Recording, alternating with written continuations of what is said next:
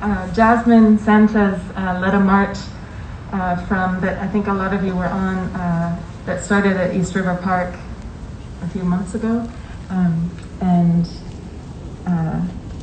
she's a brilliant community organizer and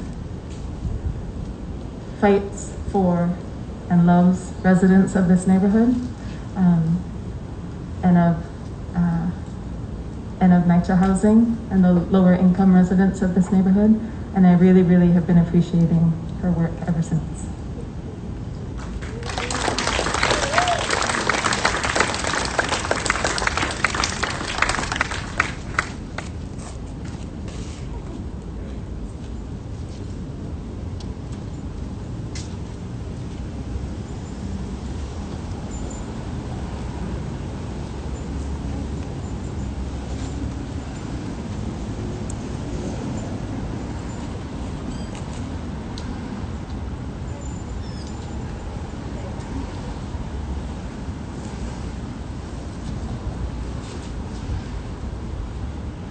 Hello, okay.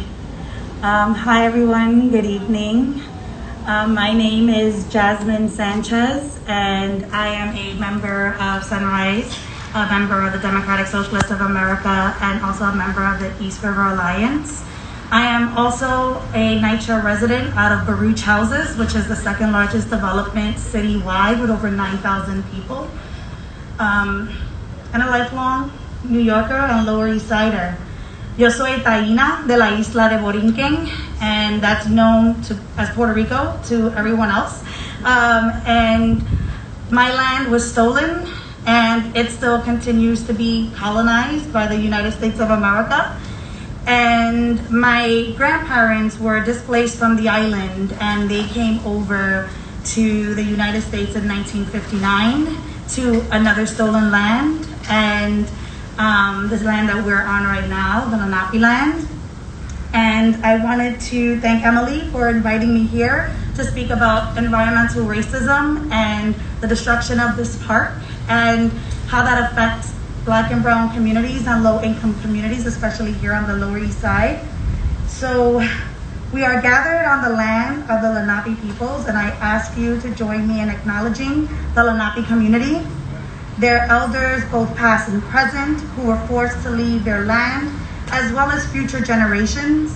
All of us being here this evening demonstrates a commitment to beginning the process of working to dismantle the ongoing legacies of white supremacy and colonialism.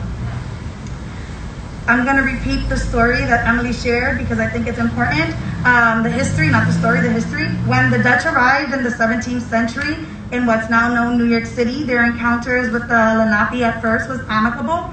They shared the land and they traded, and as the myth goes, they purchased the land in 1626. The transaction, enforced by the eventual building of a wall around New Amsterdam, known as Wall Street, marked the very beginning of the Lenape's forced mass migration out of their homeland. Why is this important, and why did I bring that up again? For two reasons.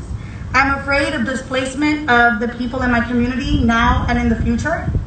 And because what happened to the Lenape people sounds like the East Side Coastal Resiliency Plan, where the city welcomed planning and collaboration with residents in our community and then voted to destroy our park, forcing some residents to leave due to the uncertainty of what will happen when another Sandy hits, not if, but when. What does losing the East River Park mean to me during a global pandemic and as a NYCHA resident without any access to a rooftop, green space, or a balcony? It literally means the city is putting a timeline on my life. The destruction of the East River Park is issuing a death sentence. Women who live near green spaces have a 41% lower death rate for kidney disease, 34% lower death rate for respiratory disease, and 13% lower death rate for cancer. Ask me how many green spaces we have in NYCHA. Zero, right? Zero. Ask me what has been planned during the demolition of the East River Park to create green spaces in our community and NYCHA. Nothing, right?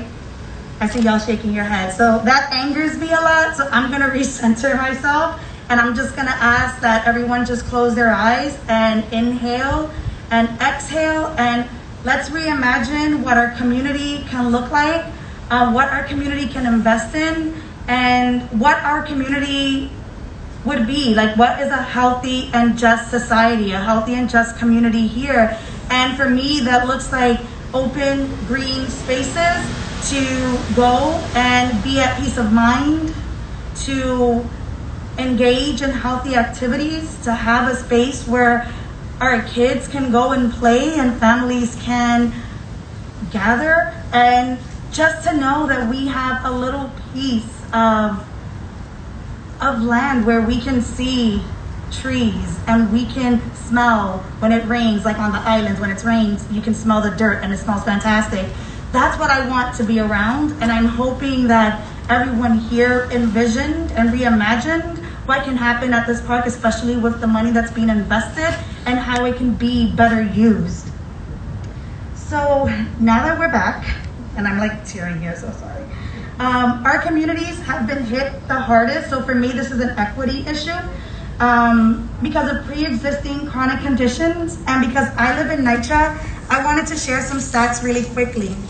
The mayor stated that 6,600 NYCHA residents tested positive for COVID-19, and 1,246 have passed away from this virus.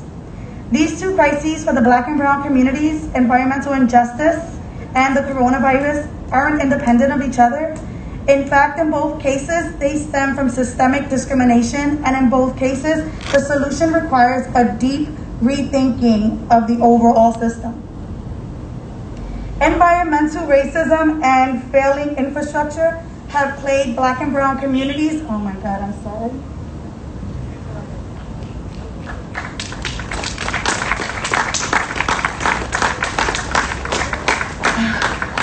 Environmental racism and failing infrastructure have plagued Black and Brown communities for decades. The environmental justice movement seeks to rectify the problems created from these issues by ensuring the fair treatment of all people from different races, ethnicities, and income, with the laws, regulations, and policies that affect their environment. Superstorm Sandy is just one window into the failures of infrastructure, leadership, vision, and environmental quality that have threatened communities of color for generations. Living in Baruch houses, I am living in a war zone. Every single day, I experience the closure of lanes in my development.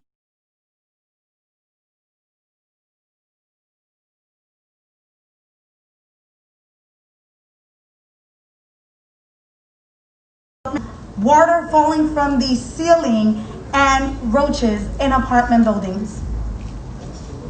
Communities of color have higher exposure rates to air pollution.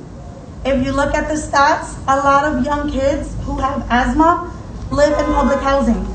That's not by accident, it's by design. We sit on a very busy FDR Drive, by the Williamsburg Bridge, and also by heavy traffic on Houston Street. Lead poisoning disproportionately affects children of color. Climate change disproportionately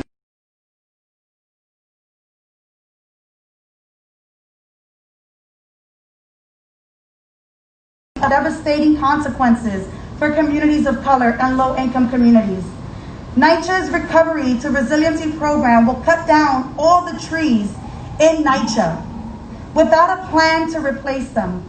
And now we are seeing the only other space that we can call a space with trees and greenery being destroyed in September.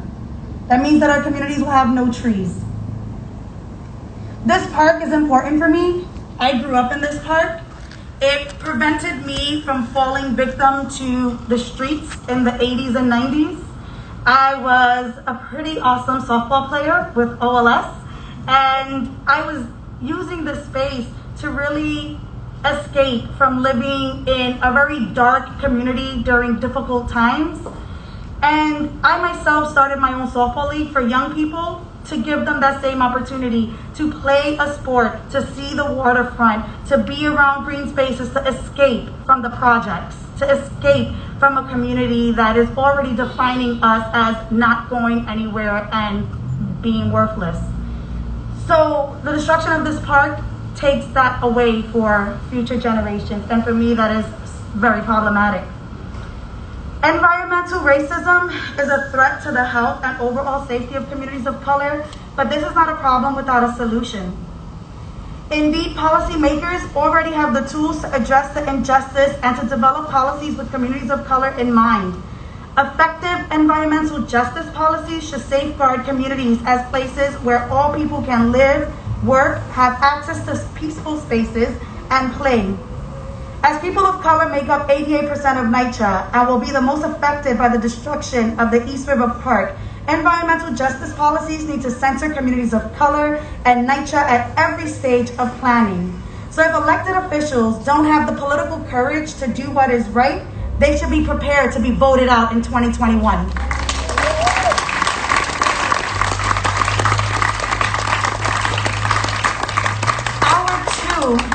Council members voted in favor of demolishing this park.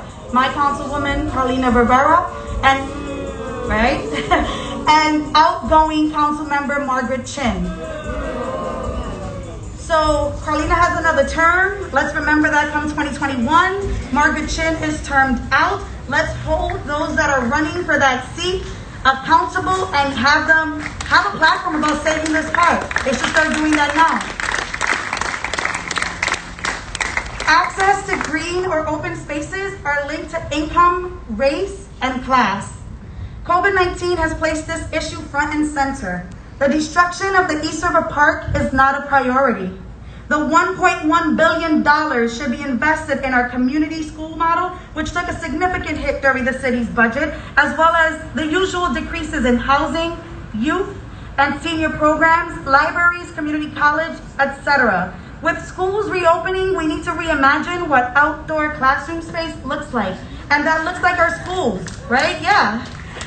And that looks like our schools having access to an open green space after being indoors since March. The city needs to implement an interim flood protection plan, which currently it doesn't have, and stop with the demolition of the East River Park immediately.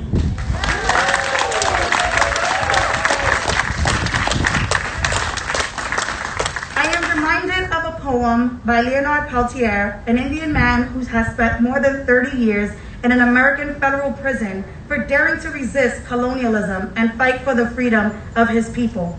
It is called The Message. Silence, they say, is the voice of complicity, but silence is impossible. Silence screams. Silence is a message, just as doing nothing is an act. Let who you are ring out and resonate in every word and every deed. Yes, become who you are. There's no sidestepping your own being or your own responsibility. What you do is who you are. You are your own comeuppance. You become your own message. You are the message. COVID-19 has shown a harsh light on numerous inequalities in our society. Is access to green space one that we can fix? I believe we can. Thank you.